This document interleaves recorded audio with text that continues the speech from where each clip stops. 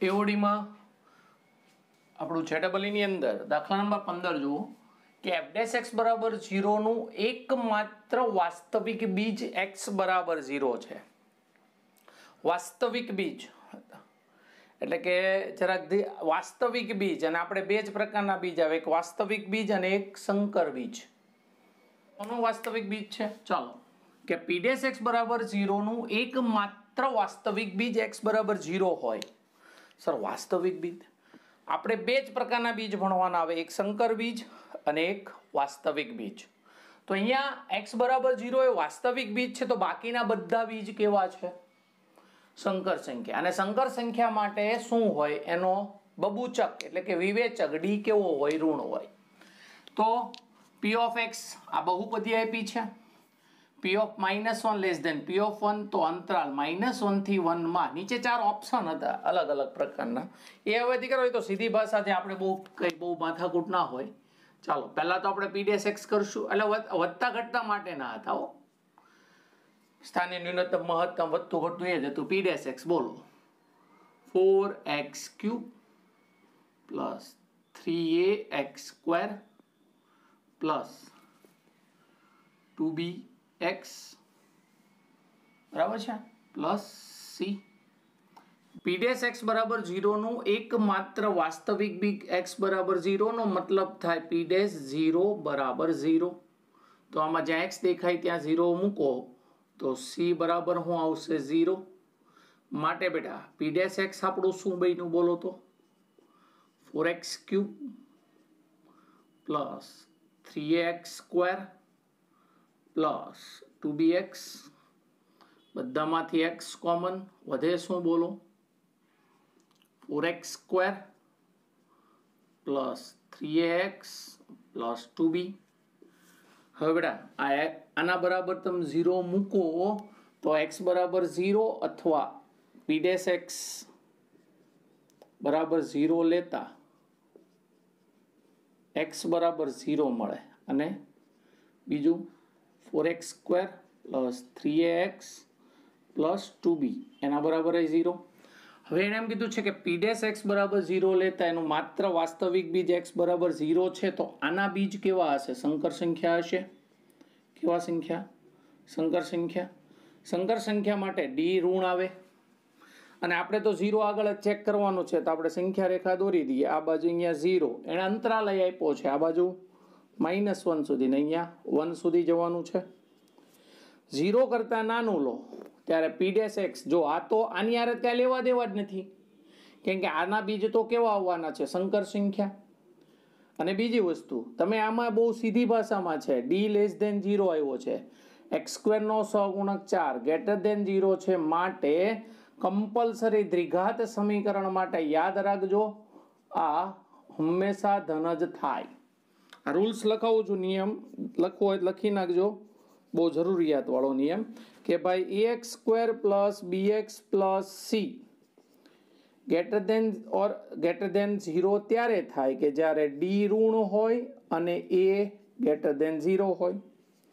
ax² plus bx plus c ઋણ ત્યારે થાય કે જ્યારે d ઋણ હોય અને a ઋણ હોય. અહીંયા a એટલે આપણો x² નો સહગુણક 4 પ્લસ જ છે, માટે 4x² plus 3ax plus 2b તો ધન જ થવાના છે, તો બધો આધાર x ઉપર રહેશે. જો 0 કરતા નાનો લો તો p' ઋણ, એટલે અહીંયા શું આવશે? ઘટતું. 0 કરતા મોટો લો તો અહીંયા શું આવશે? વધતું. તો 0 આગળ સ્થાનીય ન્યૂનતમ થશે, અને p of -1 કરતા p of 1 મોટું છે, તો આ 0 આગળ શું થશે? સ્થાનીય ન્યૂનતમ મૂલ્ય, અને 1 આગળ સ્થાનીય મહત્તમ થશે, અને -1 આગળ સ્થાનીય ન્યૂનતમ. એવું તો ન કહી શકાય, કારણ કે -1 જે છે p of -1 A p of 1 કરતા નાના છે, તો p of 1 એ આગળ શું આવશે? સ્થાનીય મહત્તમ. અને p of -1 માટે તમે કઈ કહી શકતા નથી. આમાં -1 મૂકો, શું જવાબ આવે?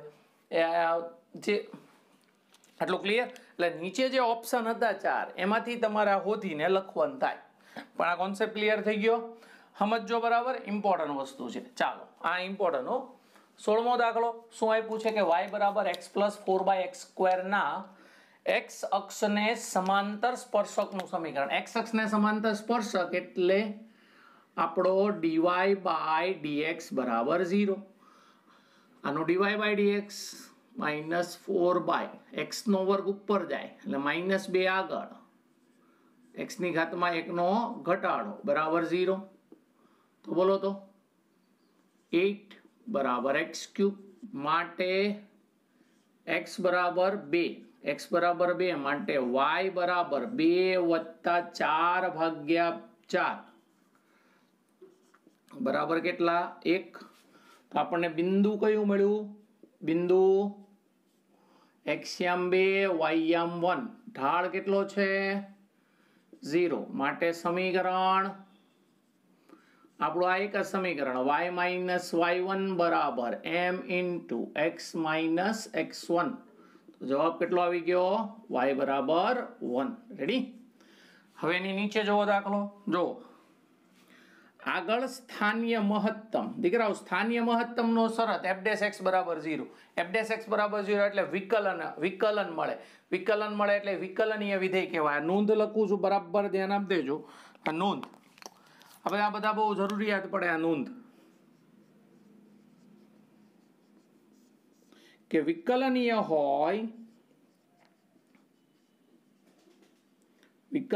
હોય તે સતત હોય જ, બરાબર.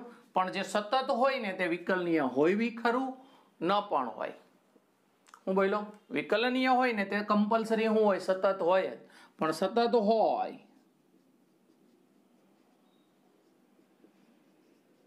તે વિકલનીય હોય અથવા ના હોય, બરાબર. આપણે બરાબર ધ્યાનમાં રાખવાનું.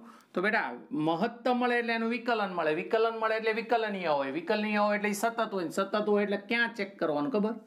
x બરાબર -1, એની કરતા નાનું, એની કરતા મોટું. સીધું આમ થોડું કેલ્ક્યુલેશન. નાનું હોય ત્યારે કેટલા છે દીકરા? k - 2x, અને અહીંયા કેટલા છે? 2x + 3.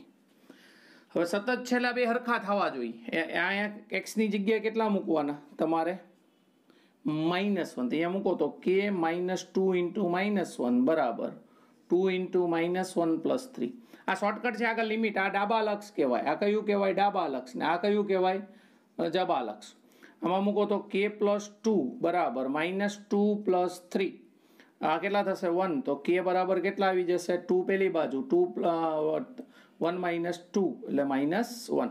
રેડી? દાખલો પૂરો. બહુ ઇમ્પોર્ટન્ટ, એકદમ ઇઝીલી ક્વેશ્ચન પૂછાય. પણ યાદ કયો નિયમ હોવો જોઈએ? આ વિકલનીય હોય તે સતત હોય જ, પણ સતત હોય તે વિકલનીય હોય બી ખરું, ન પણ હોય.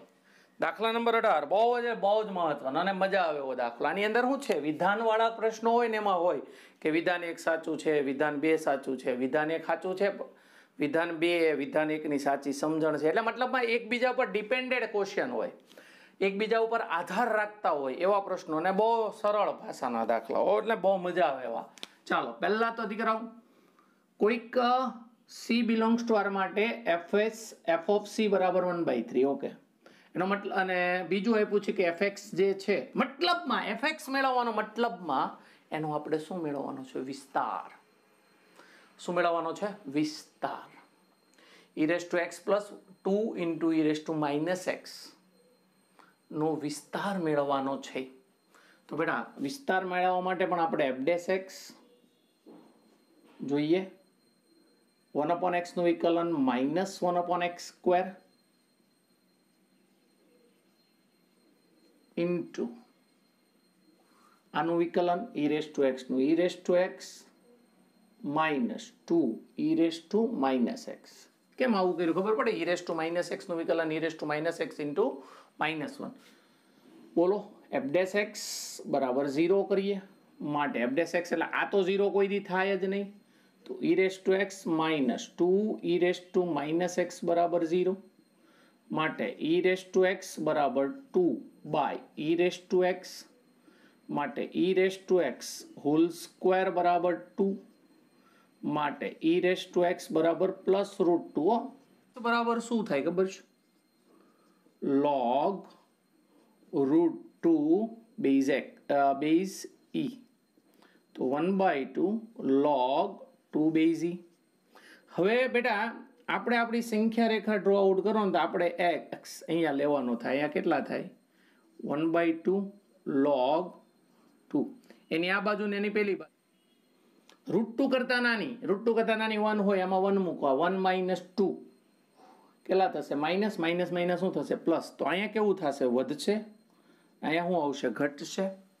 તો આ કિંમત x ની આ કિંમત આગળ fx કેવો થશે? મહત્તમ થશે. એની કરતા આગળ જવાનું નથી. એટલે કે e⁻x બરાબર √2 આગળ, એટલે કે મતલબમાં x બરાબર 1/2 log 2 આગળ, x બરાબર 1/2 log 2 આગળ સ્થાનીય મહત્તમ માટે fx ની સ્થાનીય મહત્તમ કિંમત f ઓફ કેટલા મુકાશે? x ની જગ્યાએ 1/2 log 2 બરાબર. આમાં મૂકો કિંમત. તો બેટા આમાં e⁻x ની કિંમત જ મૂકવાની થાય. √2 પ્લસ 2 ઇન્ટુ 1/√2. તો √2 પ્લસ √2 બરાબર 1/2 √2. માટે fx નો જવાબ 0 કરતા મોટો અને 1/2 √2 કરતા નાનો અથવા બરાબર. તો દીકરા વિધાન 2 તો સાચું થઈ ગયું. વિધાન 2 સત્ય છે. હવે વિધાન પહેલું જે આપ્યું છે ને, કોઈક c બિલોંગ્સ ટુ r માટે f ઓફ c બરાબર 1/3. દીકરાઓ આ જે c f ઓફ c બરાબર 1/3, તો આ c જે છે આ 1/3 જે છે તે 0 અને 1/2 √2 ની વચ્ચે આવે જ છે, કારણ કે કન્ટિન્યુ છે. તો દીકરાઓ આ સાચું જ છે. તો હવે આમાં શું કહી શકો? જો વિધાન 2 સાચું હોય તો વિધાન 1 સાચું થાય. એનો મતલબ વિધાન 2 એ વિધાન 1 ની સાચી સમજ છે. રેડી? એટલે આ બહુ ઇમ્પોર્ટન્ટ વસ્તુ છે. આવા પ્રશ્નો બહુ આવશે, ધ્યાન રાખ. ચાલો દીકરાઓ, રેખા y - x બરાબર 1 અને y² બરાબર x વચ્ચેનું ન્યૂનતમ અંતર. કોઈ રેખાથી વક્રનું ન્યૂનતમ અંતર એટલે બેટા આ વક્રના કોઈ એક બિંદુ આગળ સ્પર્શક દોરવાનો. એ સ્પર્શ બિંદુ હોય ને તે સ્પર્શ બિંદુથી આ રેખાનું લંબ અંતર, પણ એ જે સ્પર્શક હોય ને તે સ્પર્શક આને સમાંતર હોવો જોઈએ. આને સમાંતર આનો સ્પર્શક દોરવાનો. હવે જે સ્પર્શ આપણને મેં 2 વસ્તુ કીધી હતી, ઢાળ આપે તો બિંદુ મેળવવાનું, બિંદુ આપે તો ઢાળ. તો તમારે આને સમાંતર આનો સ્પર્શક દોરવાનો છે. એટલે તમને ઢાળ બંને ના મળે તો dy/dx -1 બરાબર 0. આનું મેં વિકલન કર્યું, આનું વિકલન કરું છું. 2y dy/dx બરાબર 1 માટે dy/dx બરાબર 1 માટે dy/dx બરાબર 1/2y. કિંમત મૂકો તો 1 બરાબર 1/2y. તો 2 બરાબર y માટે y ની કિંમત આમાં મૂકો તો 2 નો વર્ગ 4 અને 2 4 2 બિંદુ થાય. આમાં આ 4 2 બિંદુ આગળ આનો સ્પર્શક મળે કે જે આને કેવો હોય? સમાંતર. એટલે જો તમારે આકૃતિથી સમજવું હોય તો સમજી લો.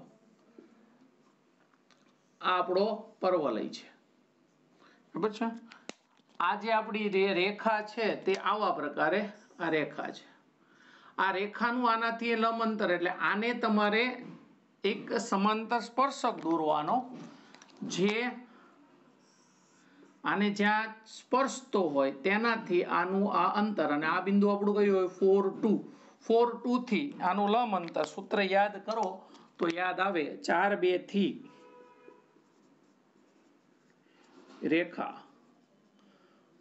y - x - 1 બરાબર 0 નું લંબ અંતર જો યાદ આવે તો x આગળ લખવાનો -1 ખાલી +1 ખાલી -1 છેદમાં √-1 નો વર્ગ વત્તા 1 નો વર્ગ. અહીંયા કેટલા લખાશે? 4 અને 2 -4 વત્તા 2 -1 નીચે કેટલા આવશે વર્ગમૂળમાં 2 બોલો 3 ના છેદમાં વર્ગમૂળ 2 રેડી એટલે યાદ રાખજો કોઈ વક્ર અને રેખા વચ્ચેનું લંબ અંતર શોધવાનું કે ગમે ત્યારે આ ન્યૂનતમ અંતર કીધેલું છે બરાબર તો તમારે આ જ ક્રિયા કરવાની થાય બીજી કાંઈ ક્રિયા કરવાની થાય નહીં રેડી કે ભાઈ વક્ર અને રેખા તો આ બેયના સ્પર્શક સમાંતર દોરી દેવાનો અને સ્પર્શ બિંદુથી આનું અંતર એ જ આપણું શું થાય ન્યૂનતમ અંતર ચાલો બેટા દાખલા નંબર 20 ગોળાકાર બલૂનમાં 4500 પાઈ મીટર ક્યુબ હિલિયમ વાયુ ભરેલો છે લીકેજ થાય છે અને 72 પાઈ મીટર ક્યુબ પ્રતિ મિનિટના દરે વાયુ બહાર નીકળે છે વાયુ લીકેજ થયાની 49 મિનિટ બાદ આપણે જે ચોપડીમાં દાખલા ગણ્યા છે ને એમાં તમને એવું કીધું હોય કે તો ત્રિજ્યા આટલી હોય ત્યારે એના ત્રિજ્યા ઘટવાનો દર વોલ્યુમ આટલું હોય ત્યારે એની ત્રિજ્યા ઘટવાનો દર આવું કીધેલું છે આમાં હું આપ્યું થોડોક ફેરફાર કર્યો એને સમય આપ્યો અને એમાં ગભરાવાનું ના હોય બહુ ઇઝીલી થઈ જાય શરૂઆતનું ઘનફળ કેટલું છે ટોટલ શરૂઆતમાં ગોળો કેટલો 4500 પાઈ મીટર ક્યુબ જેટલું ભર્યું છે 1 મિનિટ પછી એમાં કેટલું ઓછું થઈ જશે 72 પાઈ પછી બીજી મિનિટ પછી પાછું 72 પાઈ ત્રીજી મિનિટ પછી પાછું 72 પાઈ એમ 49 મિનિટ પછી કેટલું ઘટી જાય એટલે શરૂઆતની ત્રિજ્યા r0 લઈએ તો આ સૂત્ર બને દરેક મિનિટ આટલું ઘટતું જાય તો 49 મિનિટ બાદ કેટલું બને છે 972 ત્યારે ત્રિજ્યા આપણે ધારીએ r તો r³ આ 3 ઉપર ગયો 4 નીચે ગયો ભાગાકાર કર્યો મેં તો આ 200 ને કેટલા આવ્યા 43 આ 4 ભાગ્યા કરો એટલે 243 એટલે 3 ની 5 ઘાત આ ટોટલ 3 ની 6 ઘાત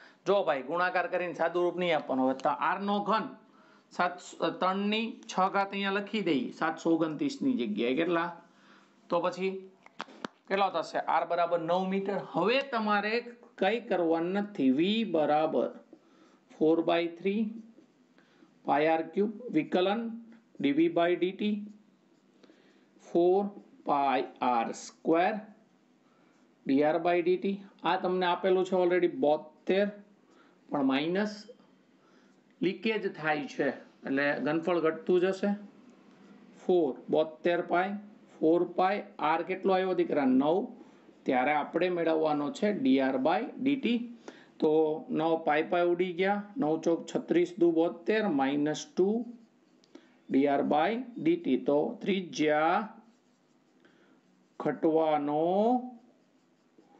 દર 2 મીટર પ્રતિ મિનિટ રેડી બહુ ઇમ્પોર્ટન્ટ વસ્તુ જો બરાબર કાળજીપૂર્વક કરજો હવે જોઈએ દાખલા નંબર 21 બહુ એટલે બહુ ઇમ્પોર્ટન્ટ સંકલનનું છે fx આપ્યું છે તમને કે ભાઈ integration 0 to x √t sin t dt x ની કિંમત આપી છે 0 થી 5/2 ની વચ્ચે તો fx ક્યાં મહત્તમ ન્યૂનતમ વધતું ઘટતું આવું જે પણ કાંઈ ગોતવાનું કે બધામાં એક જ હરખી રીત આવે આપણે યુનિવર્સલ મેથડો શીખવાની પછી આમાંથી ગમે તેવા પ્રશ્નો પૂછાય રીત તો એકની એક જ રહી તો આમાં fx બરાબર જો હું એક રૂલ્સ લખું છું બરાબર જોજો કે fx બરાબર અહીંયા આપણે કંઈક બીજું કરી નાખીએ અહીંયા fx અહીંયા લીધું છે ને એટલે અહીંયા આપણે લખીએ GHT pfx p of x બરાબર fx to gx h of t dt હોય તો p dash x જોતું હોય મારે p dash x આનું વિકલન જોતું હોય મારે બહુ સરળ રીત કરવાની h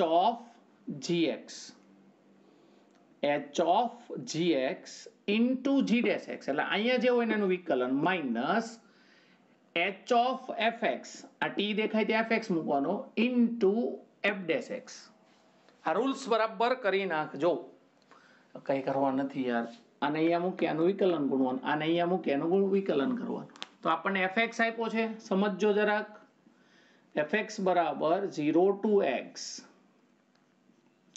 √t sin t dt હવે તમને કેટલાક ને એવું થાય કે સર તો તમને વિકલનની કેમ ખબર પડી દીકરા રકમની અંદર નીચે જે 4 ઓપ્શન આપેલા છે ને એમાં સ્થાનીય મહત્તમ ન્યૂનતમ માંગ્યા છે તો સ્થાનીય મહત્તમ ન્યૂનતમ માટે કરવાનું શું થાય રેડી છે વિકલન f dash x કરો f dash x જો બરાબર જોજો x બધે મૂકી દઈએ √x ઇન્ટુ સાઇન એક્સ, એટલે આ પદ થયું ગુણ્યા એક્સનું વિકલન 1 માઇનસ આમાં 0 મૂકવાનો √0 સાઇન 0, 0નું વિકલન 0 એટલે આ પદ તો આખું 0 જ થઈ ગયું.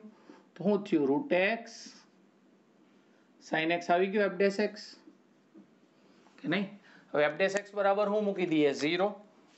બોલો, કારણ કે આપણે તો વધતું ઘટતું જોતું હોય તો f'(x) બરાબર 0. આ 0 નથી, કારણ કે x બિલોંગ્સ ટુ શું આપ્યું છે 0 to π/2. તો f'(x) બરાબર 0, તો sin x બરાબર કમ્પલસરી શું આવશે 0. હવે આપણે આપણા એકમ વર્તુળ પર જઈએ કે આ એકમ વર્તુળ છે, શરૂ ક્યાંથી થાય છે 0 થી. શરૂ થઈને 5π/2 વિચારીને કેજો 5π/2 અહીંયા π/2 3π/2 2π અને અહીંયા 5π/2. હવે તો સાઈન ની કિંમત 0 થાય એવી જગ્યાઓ બોલો. 0 લેવાનો નથી, અહીંયા પાય આવશે અને અહીંયા 2π આવશે. તો કઈ બે જગ્યાએ થશે પાય અને 2π. હવે આપણી સંખ્યા રેખા ડ્રો આઉટ કરી દઈએ. પાય આ બાજુ 2π. હવે તમને એટલી તો ખબર પડી જાય કે જો અહીંયા કેટલો છે, આ બાજુ 0 છે અને આ બાજુ ક્યાં સુધી જવાનું છે 5π/2.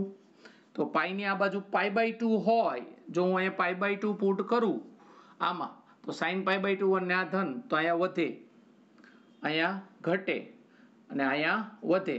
તો પાઈ આગળ સ્થાનીય મહત્તમ થાય અને 2π આગળ સ્થાનીય ન્યૂનતમ થાય. પાઈ આગળ શું થાય સ્થાનીય મહત્તમ અને 2π આગળ સ્થાનીય ન્યૂનતમ. આવો જ ઓપ્શન નીચે આપ્યા હોય એ આપણે લખી નાખવાના.